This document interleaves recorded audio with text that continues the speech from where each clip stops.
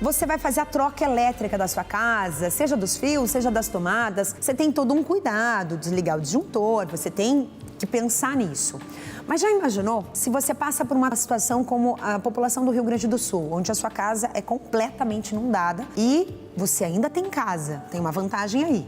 Mas a água foi até o teto, ou até passou do teto. Você tem uma ideia, você tem uma noção de como ficam as instalações elétricas das casas? A gente já recebeu aqui no estúdio o Daniel Machado, ele é um especialista em elétrica e ele veio falar exatamente sobre essa questão, os perigos de uma enchente e das instalações elétricas, seja dos postes na rua, dos fios que estão expostos ou até mesmo da energização nas casas. Mas quando a água baixa, tem que ter um cuidado incrível, assim, absurdo mesmo, ao entrar nesta casa. E ele está no Rio Grande do Sul, ele que é engenheiro eletricista e perito, e ele trouxe uma história pra gente bastante comum por lá. Um morador encostou na maçaneta da porta para abrir a casa e levou um choque.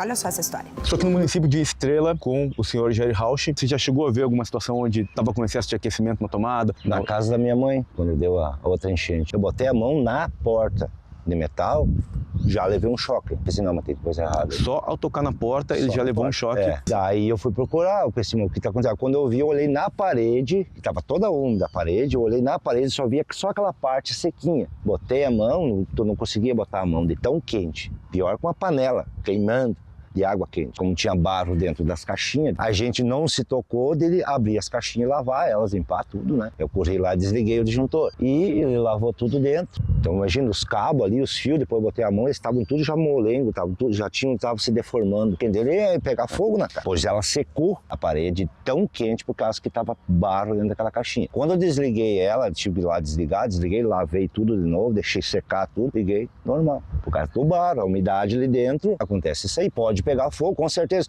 Só não pegou fogo, não sei porquê. Mas os cabos, chegavam, estavam mol, tu não podia botar a mão nos cabos, estavam derretendo de tão quente. Perfeito. E o que acontece numa situação como essa? Nós temos um disjuntor que entrou barro e ele tem como função proteger o cabo contra a sobrecarga ou curto-circuito. Só que essa enchente, ela faz com que a própria emenda, aquele material colante dessa fita isolante, ele vá se soltando. Então nós temos fuga de corrente nas emendas, temos um disjuntor que não protege adequadamente os cabos e temos diversos pontos de excesso de aquecimento em torno da tomada e do interruptor. Esses pontos, quando eles não são bem limpos, o ideal é até mesmo trocar esses componentes, só que a gente entende a realidade da situação, mas se não for trocado, no mínimo uma boa limpeza, passando também um limpa-contato para que não tenha ponto de oxidação ao longo do tempo, porque às vezes você limpa nesse momento, no entanto daqui a 6 meses, um ano, vai apresentando corrosão e essas corrosões vão formando pontos de excesso de aquecimento em torno de um material que é plástico. Conforme você vai ligando equipamentos que exigem uma alta corrente, essa corrente quanto maior ela é, mais ponto de excesso de aquecimento naquele local. Por exemplo, um ferro de passar roupa, ele consome muito mais energia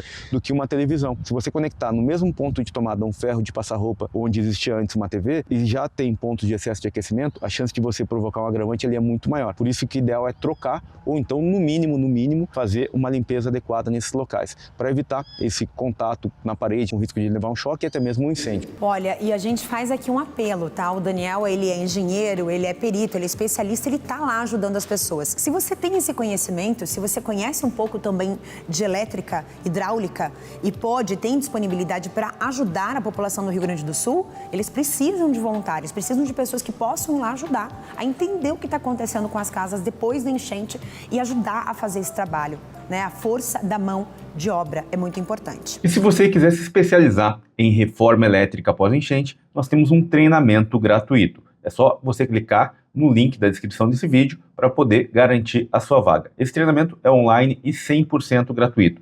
Fazendo a inscrição, você vai poder conhecer melhor quais são os materiais que precisam ser substituídos e quais são os cuidados que você precisa ter ao fazer uma reforma elétrica após uma enchente. E vão te permitir conhecer um pouco mais sobre a realidade prática que você vai encontrar em uma situação após enchente.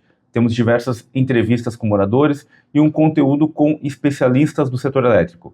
Além disso, você vai encontrar entrevistas que nós fizemos com fabricantes de materiais que vão te permitir entender melhor o motivo pelo qual é necessário a substituição de cada equipamento. Para garantir a sua vaga, é só clicar nesse link e fazer a sua inscrição gratuita. Aproveita, clica na descrição e já garanta a sua vaga nesse treinamento de reforma elétrica após enchente.